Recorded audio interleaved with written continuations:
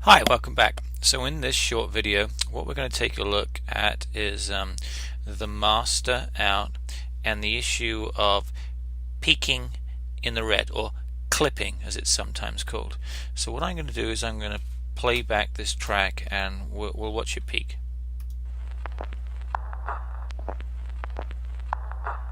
And look for the peaks on both the track and then the master out. Yes. Yes.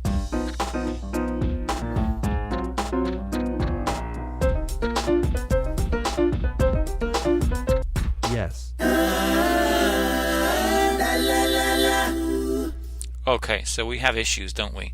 We have peaking on the track, and then we have the master out peaking or clipping. And so think of it in this way: each of these individual tracks is adding to the overall volume, or summing to this master out down here. So the more we overload each track, the more it's going to combine and overload the output. In these days of digital recording, there's no need for our faders to be so high. So this is a fader. If I click it, it says it's at 0 dB.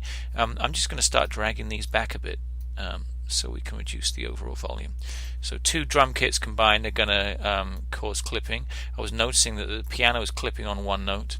Let's take the piano down. The vocals are outrageous, aren't they? You heard how loud they were. I'm going to take those back to minus 10 dB, 10.9, and then we'll play with those a little later.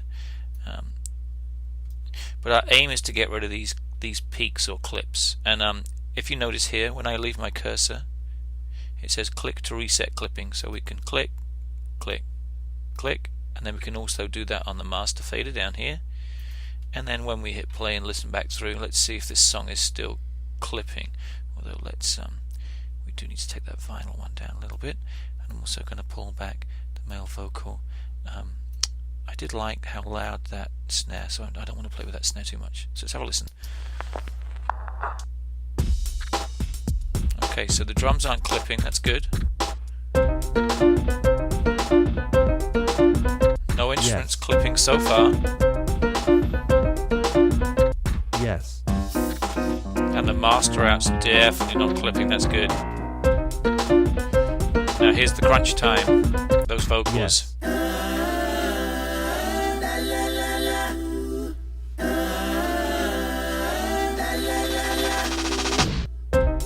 Okay, that's much better. We have this under control. Now, one of the things about audio is we do want to maximize the output. We don't want it too quiet, and there are ways and means to compensate for that. And I'm going to show you how we can manipulate the master output. So firstly, let's show it. So let's go to track, show master track. So all of these tracks really are moving down to this one, which is set to 0 dB. Which is this level here, remember, that we don't ever want to touch.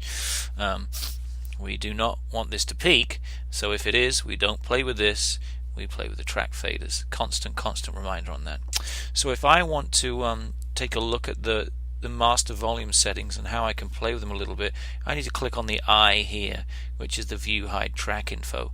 I can also press Command I, which I'll do right now, which is the keyboard shortcut, Command I, and it'll show, I think the default that comes up would be this, is it shows whichever track is highlighted in green or blue, be it an Apple loop or an Apple loop that's MIDI or an Apple loop that's audio, will populate on the right hand side.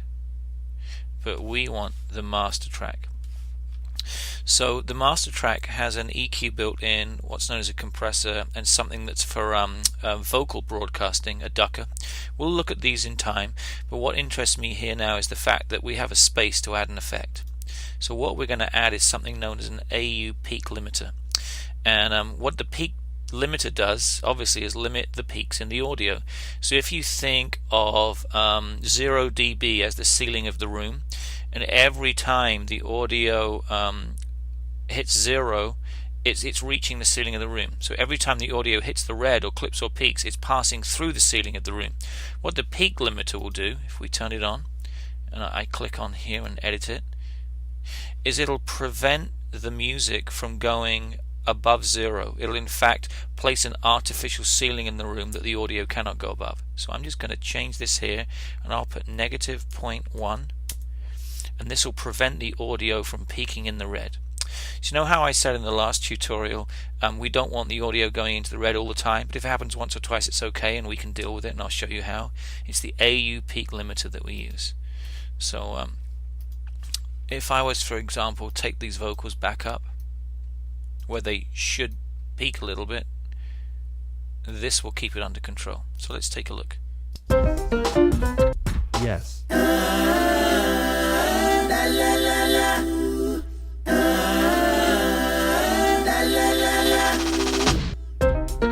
Okay, they're a lot louder, but that peak limiter is keeping them under control. So, quick review. What we've done is looked at the master fader, the fact that we don't want it to peak in the red. The way that we deal with it is by reducing the volume of individual faders, so their volumes combined don't make this peak in the red.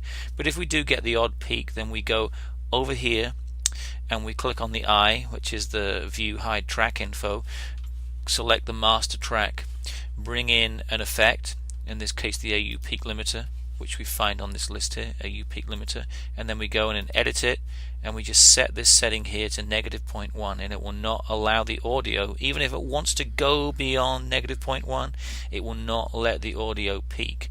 And the importance of this is any audio which goes above 0 dB distorts digitally, and the sound of digital distortion is harsh and nasty, and it doesn't belong in the audio world. Okay, so that's where we'll end this tutorial. Thanks.